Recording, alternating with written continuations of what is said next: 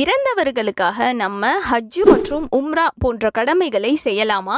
இதை குறித்து மார்க்கம் கூறுவது என்ன அப்படிங்கிறத தெரிஞ்சுக்கலாம். வஃபாத்தானவர்கள் இறக்கும் முன்பு ஹஜ் அல்லது உம்ரா செய்யக்கூடிய எண்ணம் வச்சுருந்தாங்க அப்படின்னா, அவங்களால அதை செய்ய முடியாமல் போயிருச்சு, வஃபாத் ஆயிட்டாங்க அப்படின்னா அவங்களுக்கு பதிலாக அவங்களுடைய வாரிசுகள் இதை நிறைவேற்ற வேண்டும். இதை குறித்த நிகழ்வை இப்னு அப்பாஸ் ரலியல்லாஹு அன்ஹு அவங்க அறிவிக்கிறாங்க.